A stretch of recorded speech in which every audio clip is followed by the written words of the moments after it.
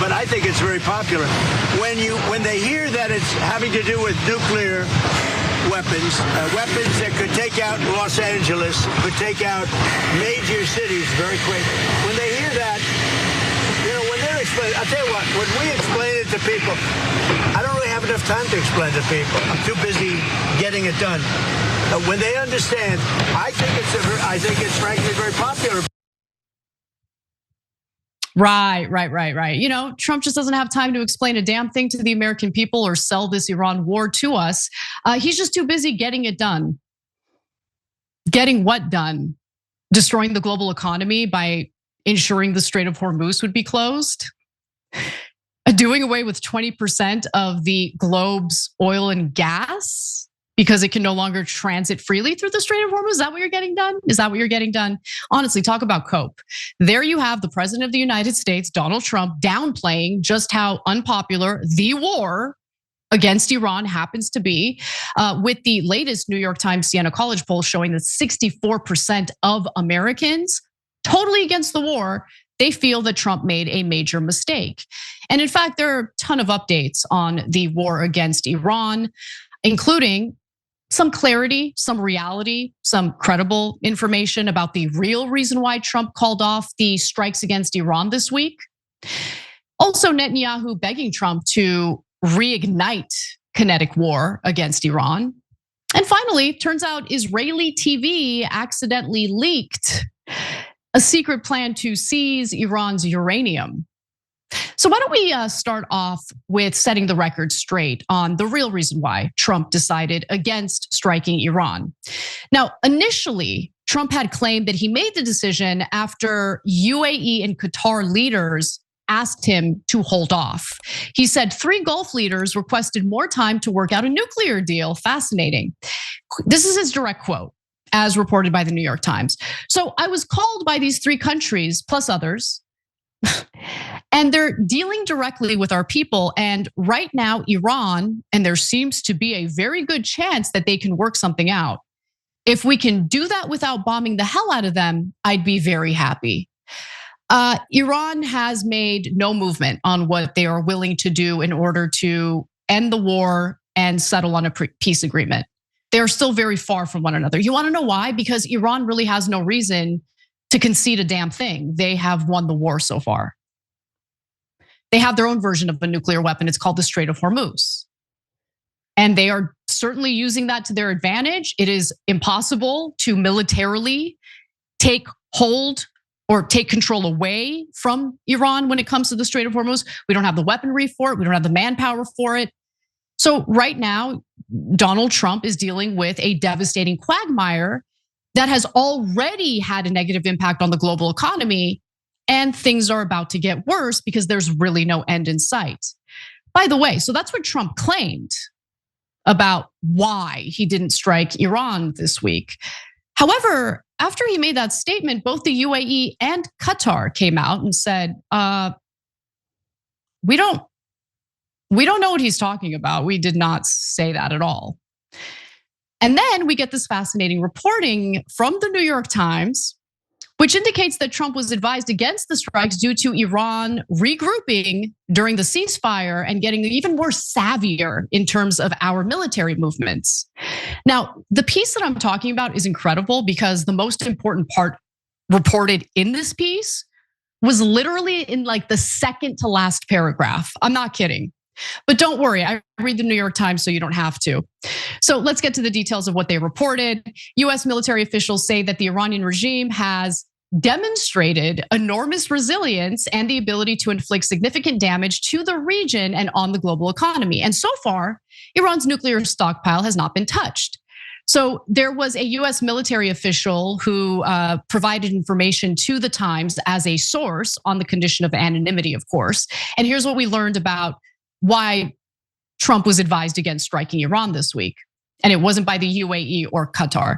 So Iran has used the month-long ceasefire with the United States to dig out scores of bombed ballistic missile sites, move mobile missile launchers, and despite significant losses, adjust its tactics for any resumption of strikes. And here's the kicker, guys, here's the kicker. Iranian commanders, possibly with Russian help, studied the flight patterns of American fighter jets and bombers, the US military official said. The official warned that the downing of the F-15E jet last month and the ground fire that struck an F-35 revealed that American flight tactics had become too predictable in ways that allowed Iran to defend against them more capably. So that's the real reason why Trump didn't strike Iran. Iran has been spanking our president and embarrassing him on the global stage since this war started. Now, I believe that the Israelis are far more embarrassing to our country and to our government. We wouldn't be in this mess to begin with if it weren't for our alliance with the war criminals that are currently governing that country. But it's just amazing to me that for the first time, I do feel incredibly vulnerable national security wise as an American. We've depleted our weaponry in helping Israel carry out its atrocities, in arming Ukraine to defend itself against Russia. We have bungled this war. We got dragged into it based on the special intelligence that Israel provided, which was totally inaccurate. Remember, the Israelis were in the Situation Room with President Trump on February 11th and convinced the moron, and yes, he's a moron, let's keep it real, convinced the moron that it would be easy to defeat a decentralized government to do regime change. For a government, by the way, that governs 92 million people in a country that has terrain far more challenging than Iraq's terrain. And obviously, Iran has a formidable military weaponry, an alliance with Russia and China.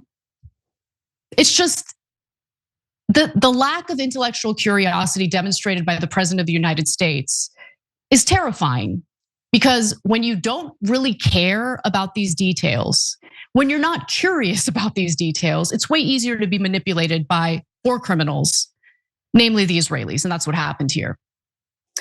Now, apparently, what's next in this war, right? Like, what happens now? We have this quagmire, but things can't stay the way they are.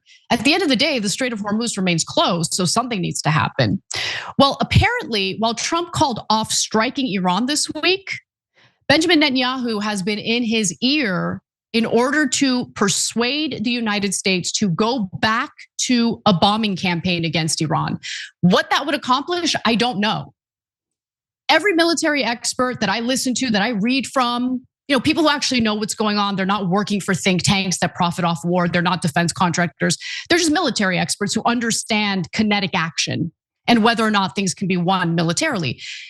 They really don't understand what a bombing campaign would accomplish. It wouldn't get the Strait of Hormuz open.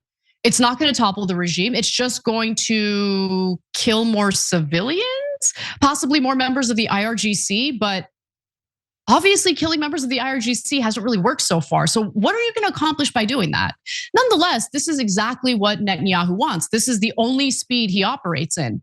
So Amit Siegel, who is one of the, on-air people over at Channel 12 in Israel, says Trump and Netanyahu held a phone conversation last night that was described as lengthy and dramatic. Recently, it has become clear that Netanyahu believes less in the chances of reaching an agreement. Oh, wow, what a shocker. And wants a strike, while Trump wants to turn over every stone to reach an agreement. And that's probably because he understands that as much as he downplays the lack of popularity for this war, as much as he wants to downplay how devastating this really is for the economy, he knows the truth. He knows that it's bad. And he probably knows that he was manipulated, that he was fooled, was played for a fool in being persuaded to go to war with a country that not easy to beat, as we've learned. In the meantime, Trump continues to issue all sorts of unhinged threats against Iran. And honestly, there have been so many of these threats at this point that I just throw them away. I don't really care. I don't listen to anything he says. He's never telling the truth. But I figured I would show you his latest threat. Take a look. Well, I'm saying 2 or 3 days, maybe Friday, Saturday, Sunday, something, maybe early next week, a limited period of time. we can't let them have a nuclear weapon. If they had a nuclear weapon, they would start with Israel. They would blow it up, and they would blow it up fast, but they'd blow it up. It would be nuclear holocaust. And there's no question in my mind that they'd use it. There's no question. And I deal with these people. They're extremely radicalized. So there you have Trump saying, well, Iran better make a deal. I'm going to give them 2 to 3 days. If they don't do it, I'm going to destroy them. They'll be done. Okay. All right. We'll see. Just total disaster. Total crap show. Okay. But here we are. If you don't realize at this point that the Israelis are not actually allies and they've only used and exploited our country, I don't know if there's any hope for you. And I'm being serious about that.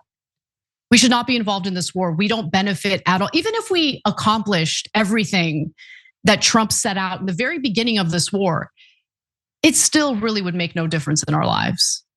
Oh, they toppled the regime in Iran. In fact, it might actually make things worse. You topple a regime, okay, what comes next?